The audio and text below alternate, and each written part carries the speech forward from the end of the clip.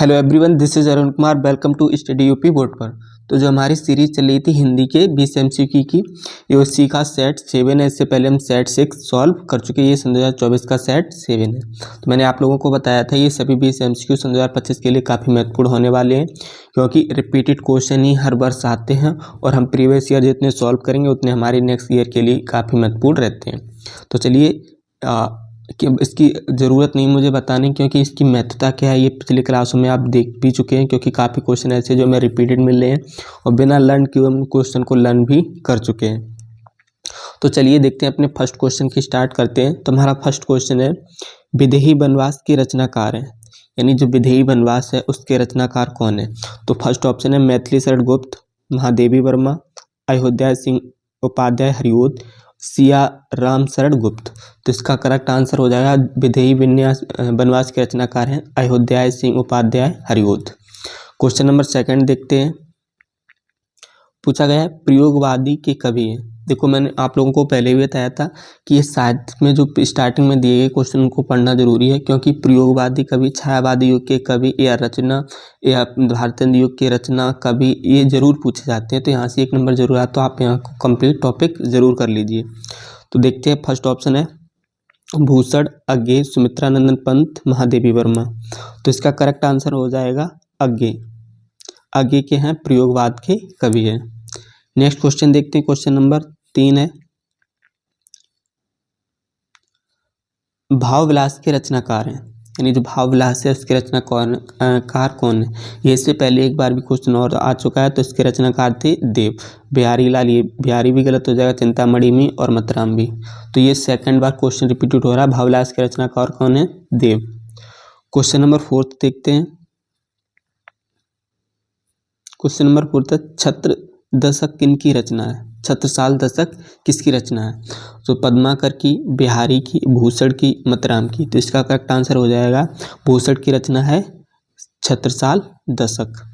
Next question देखते हैं। Question number हमारा 5 है, काला और बूढ़ा चांद के रचनाकार हैं, यानी पूछा गया काला और बूढ़ा चांद के रचनाकार कौन है। तो ऑप्शन 1 है जयशंकर प्रसाद, गिरिराज कुमार माथुर, सुभद्रा कुमारी चौहान, सुमित्रानंदन पंत। तो इसका करेक्ट आंसर हो जाएगा काला और बूढ़ा चांद के रचनाकार सुमित्रानंदन पंत है। नेक्स्ट क्वेश्चन नंबर 6 देखते हैं। 6 में पूछा गया है नीड़ का निर्माण फिर से किसकी विधा की रचना है। तो ये देखो, इससे पहले ये पूछा गया था इसके रचनाकार कौन है। तो नीड़ का निर्माण के रचनाकार कौन थे, हरवंश राय बच्चन। लेकिन यहाँ पूछा गया है विधा कौन सी है। तो जीवनी, आत्मकथा, रेखाचित्र और एकांकी। तो इसका करेक्ट आंसर हो जाएगा आत्मकथा। और ये आत्मकथा है किसकी, हरवंश राय बच्चन की, नीड़ का निर्माण फिर। नेक्स्ट देखते हैं। और क्वेश्चन नंबर 7 है, निम्नलिखित में तो शुक्ल युग के लेखक हैं, मतलब पूछा गया शुक्ल युग के लेखक कौन है, मोहन राकेश, अमृत राय। नेक्स्ट 2 ऑप्शन और दिए गए, श्याम सुंदर दास और कमलेश्वर। तो इसका करेक्ट आंसर हो जाएगा श्याम सुंदर दास। नेक्स्ट देखते हैं। क्वेश्चन नंबर 8 पूछा गया निम्नलिखित कथनों में से कौन सा कथन सही है। मतलब 4 कथन दिए गए, उनमें से एक कथन सही है। तो पूछा गया कौन सा कथन सही है। शशांक के रचनाकार आचार्य रामचंद्र शुक्ल हैं, ये भी गलत है। आकाशदीप की कहानी के लेखक राजकुमार वर्मा, ये भी गलत है। भारतेंद्र हरिश्चंद्र आलोचना साहित्य के जनक माने जाते हैं, ये इसका करेक्ट आंसर है कि भारतेंद्र हरिश्चंद्र जो है आलोचना साहित्य के जनक माने जाते हैं। नेक्स्ट देखते हैं, परीक्षा गुरु किस विधा का रचना है। तो देखो, परीक्षा गुरु इससे पहले 2 बार आ चुका है और ये काफ़ी बार पूछा गया और काफ़ी फेमस भी है। तो परीक्षा गुरु का क्या है, उपन्यास है। नेक्स्ट देखते हैं, बाणभट्ट की आत्मकथा के रचनाकार हैं, यानी बाणभट्ट की जो आत्मकथा है उसके रचनाकार कौन है। तो जयशंकर प्रसाद, हजारी प्रसाद द्विवेदी, रंगे राघव, धर्मवीर भारती। तो इसका करेक्ट आंसर हो जाए बाणभट्ट की आत्मकथा की रचना कौन है, Hazari Prasad Dwivedi. Next question number 11 देखते हैं। हमसे पूछा गया रस के कितने अंग होते हैं। देखो, मैंने रस के स्थायी भाव आपको पढ़ाए थे और रस भी बताए थे, 11 रस होते हैं, लेकिन रस के अंग नहीं बताए। तो मैं आपको बता दूं, रस के 4 अंग होते हैं। एक होता है स्थायी भाव,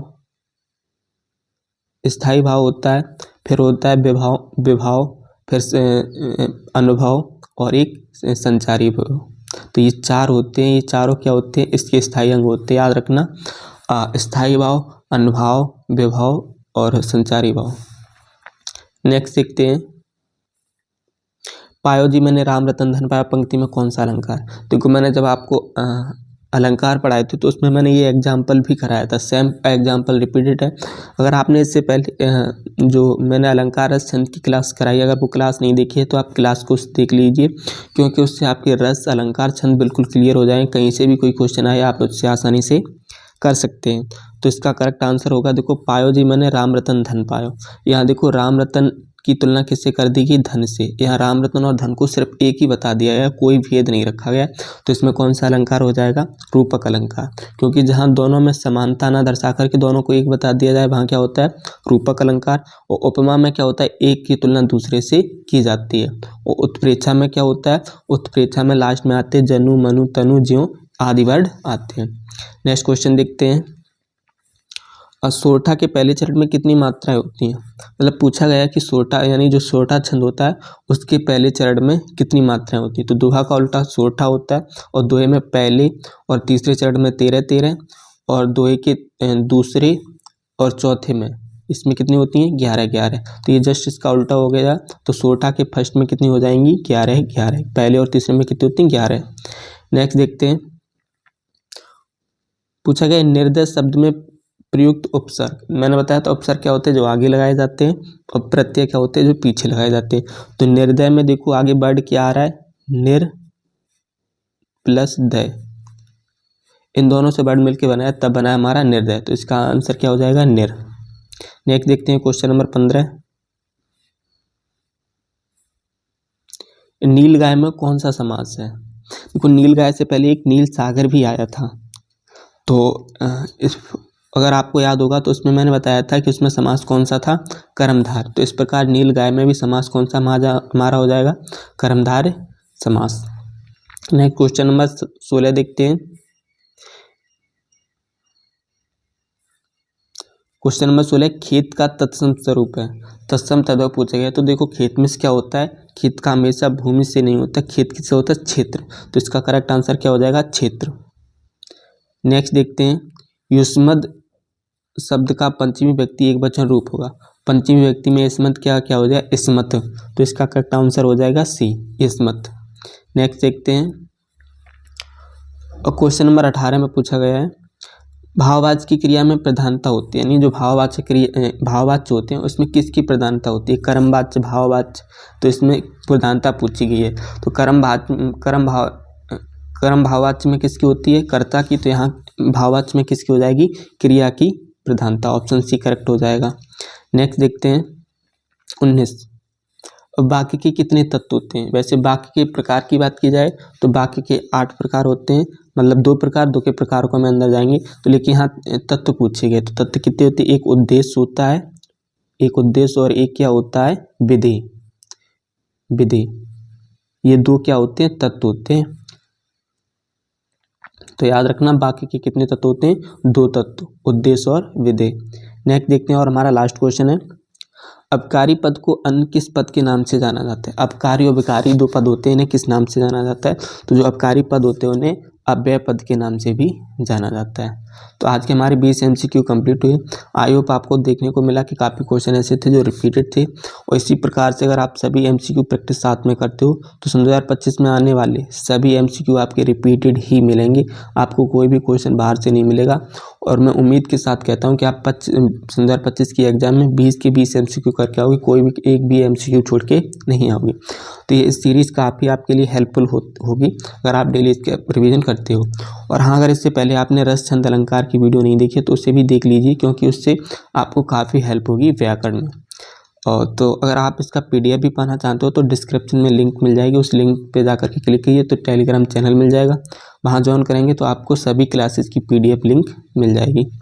तो चलिए फिर आज की इस वीडियो को यहीं पर एंड करते हैं। अगर आपको वीडियो पसंद आई तो लाइक कमेंट शेयर जरूर कीजिए, तथा साथ ही साथ चैनल को सब्सक्राइब कर लीजिए, जिससे आने वाली नेक्स्ट वीडियो की नोटिफिकेशन आपको मिलती रहे। तो चलिए फिर आज की इस वीडियो में इतना ही, फिर मिलते हैं कल एक नई वीडियो के साथ।